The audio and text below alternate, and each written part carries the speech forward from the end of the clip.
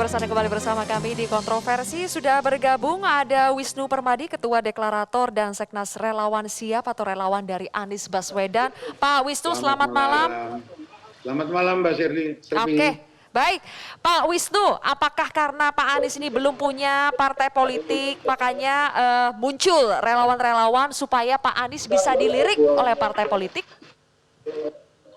Jadi gini Mbak, Gerakan Siap ini himpunan dari masyarakat yang berdomisili di beberapa daerah, ya. Tentu tugasnya adalah untuk meningkatkan elektabilitas daripada Pak Anies sendiri. Secara popularitas Pak Anies sudah cukup populer. Berangkat 2014, beliau sempat menjadi masuk dalam bursa kompetisi partai di 2014. Nah, oleh sebab itu kami nih menginisiasi nih, terhimpun di beberapa wilayah, coba untuk menggerakkan, meningkatkan elektabilitasnya Pak Anies, dan alhamdulillah dapat diterima. Ukurannya apa dapat diterima atau tidak? Ya, oleh beberapa rekan-rekan yang dalam waktu dekat pun beberapa wilayah seperti katakanlah ya, rekan-rekan di NTB, rekan-rekan di Sukabumi, rekan-rekan di bergabung dalam relawan Siap. Itu akan siap mendeklarasikan dukungan kepada Bapak Anies Rashid Baswedan untuk bakal calon presiden di 2014-2019. Sudah pernah berkomunikasi langsung dengan Pak Anies? Pak Anies tahu gerakan relawan ini? Tidak Mbak, ini murni gerakan dari himpunan masyarakat. Tujuan kami adalah banyak orang-orang hebat di Indonesia yang seharusnya mereka semua tuh didorong dari awal untuk memberikan pencerahan dalam pentas politik di 2024 ini. Jadi pada saat jangka waktu yang cukup panjang ini, kesempatan nih masyarakat mengenal sosok pemimpin-pemimpinnya. Seharusnya kan dengan waktu yang cukup panjang ini, calon-calon yang besar-besar ini seandainya mereka dijadikan satu akan menjadikan Indonesia lebih hebat lagi. Saya ingin tanya ke Mas Hensat. Mas Hensat, seberapa powerful sebetulnya relawan-relawan seperti ini untuk bisa mendongkrak elektabilitas seorang tokoh sampai akhirnya dilirik parpol? Relawan ini kan sudah membuktikan berhasil mendorong Pak Jokowi jadi gubernur di 2012, kemudian 2014, bahkan sampai 2 periode gitu. Jadi itu jasa relawan, bukan jasa partai politik ya? Ada peran relawan di sana pada saat dia menunjukkan dukungan masyarakat kepada si calon. Apalagi dengan threshold presiden 20%, itu kan bisa saja partai politik mendorong sendiri ketua umumnya. Tapi dengan adanya kehadiran relawan, ini bisa menunjukkan memang ada partisipasi masyarakat. Hanya saja Mbak Silvi, catatannya, karena keberhasilan relawan, terus kemudian ada reward juga dari Presiden Jokowi, maka mudah-mudahan saya salah, tapi muncullah relawan-relawan yang sebetulnya bukan relawan, tapi ngarepwan gitu.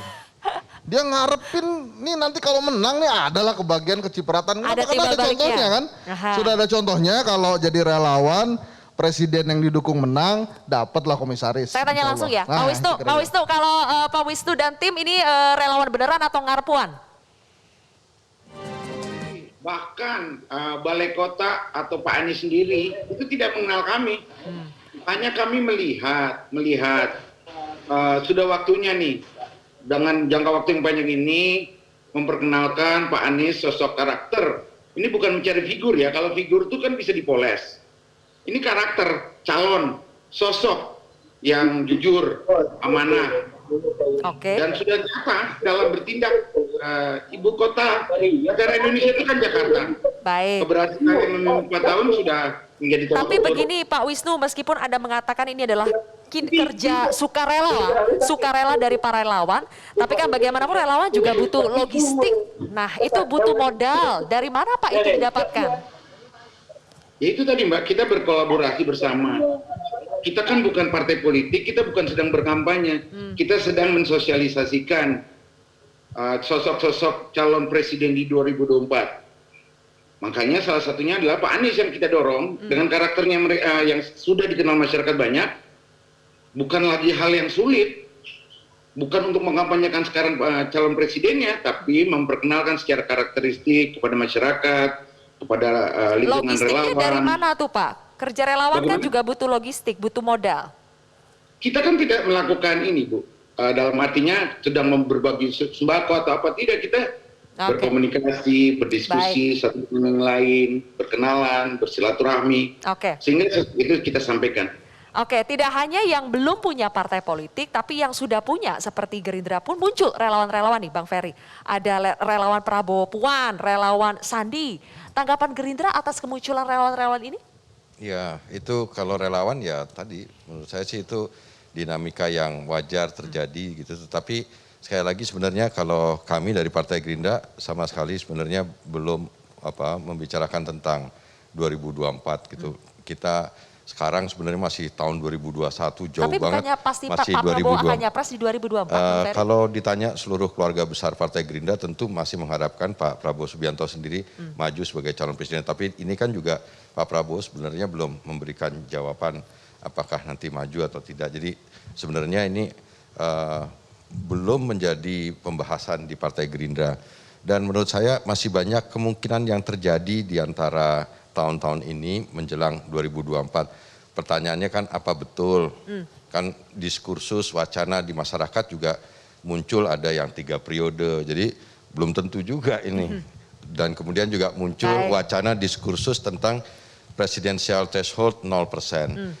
Ketua DPD Republik Indonesia Pak Lanyala dalam berbagai kesempatan akan mendorong tentang presidensial threshold 0%. Mbak Zilvi, Pak Lanyala dukung keliling-keliling di daerah-daerah mencium iya. aroma keraguan-raguan dari Pak Ferry tentang di bagian mana? Elektabilitas Pak Prabowo gitu. Nampaknya agak deg-degan juga nih kalau misalnya Kenapa? Karena mulai kesalip sama Ganjar atau gimana? Ya karena tidak firm gitu untuk seperti misalnya Kang Aceh kan langsung to the point gitu.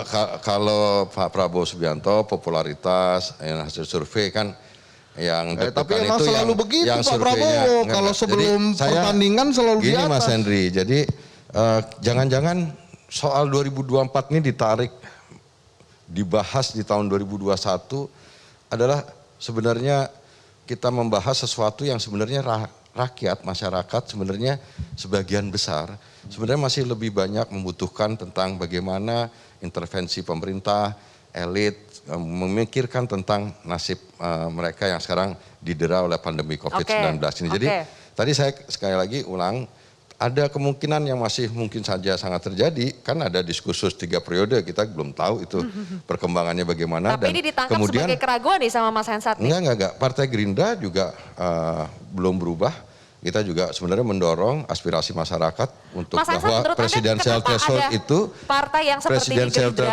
meskipun popularitasnya sudah tinggi tapi belum firm, sementara Erlangga ya kita lihat di beberapa survei elektabilitasnya belum besar tapi sudah firm. Ya itu kan karena aneh. ada sejarah di sana. Survei rendah firm terus yang surveinya tinggi nggak firm kan nggak relevan. Jadi menurut saya sebenarnya yang harus kita pikirkan adalah kemungkinan-kemungkinan yang akan terjadi karena bisa jadi karena dorongan misalkan tadi saya sebutkan Pak Lanyala gitu mendorong presidensial threshold 0%. 0% itu bisa banyak sekali yang muncul calon-calon yang akan ada begitu dan mereka Pak Lanyala ke daerah-daerah jangan-jangan kenapa sih Pak Lanyala terus yang disebut-sebut Prabowo gitu disebut Prabowo Sandi gitu loh yang benar-benar ada ini Pak Lanyala gini masyarakat pengen 0% juga ada Mas Henry. Kalau 0% saya juga senang saya juga pengen. Kalau Pak Prabowo nggak usah dibahas lagi udah tinggi popularitas dan elektabilitasnya. Pas pertandingan gimana? Loh, kan menurut saya tinggal sekarang kalau 0% orangnya kan bisa tahan dulu. Silakan Mas Zaki ditanggapi. Ini ada satu statement yang menarik sebenarnya dari Bang Ferry Juliantono ini. Karena bagaimanapun Gerindra ini kan 3 besar di parlemen, punya kekuatan yang cukup besar gitu. Tapi tadi sempat menyinggung mengenai ada narasi atau wacana mengenai presidensial threshold bisa 0% gitu. Kalau dari kami begitu sebenarnya Bapak Joko Widodo sebagai presiden tentunya daripada membuka ruang kepada menterinya untuk berkampanye yang tadi sampaikan oleh teman-teman mengundang potensi konflik of interest atau penyalahgunaan fasilitas negara untuk kepentingan pribadi atau kelompok. lebih menarik kalau misalnya Bapak Presiden Joko Widodo dan juga misalnya tadi Bang Ferry dan partainya itu bisa mendorong ambang batas presidensial threshold itu menjadi ya kalau nggak 0% 4% lah, sama dengan ambang batas parlemen. Mengapa? Karena daripada hanya mendorong menteri-menterinya, ya lebih baik membuka keran ini lebih luas.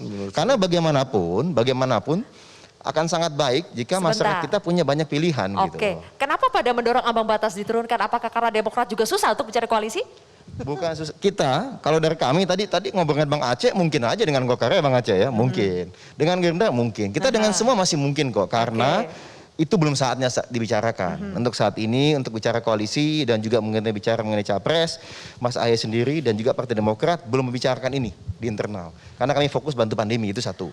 Yang kedua adalah bicara mengenai Pilpres 2024 itu tahunnya rakyat.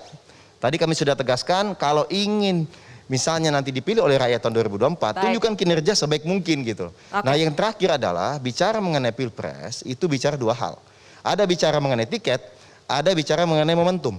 Pada saat bicara tiket, ya ini kan mohon maaf, capres-capres dari partai politik tentu lebih diuntungkan. Kalau bicara mengenai momentum, ingat Pak Joko Widodo 2011 siapa yang menduga dia akan running for Kita akan bicara lebih jauh nanti ya soal tiket dan juga momentum, tapi kita harus jeda terlebih dahulu. Pemirsa, kontroversi masih akan kembali usai jeda.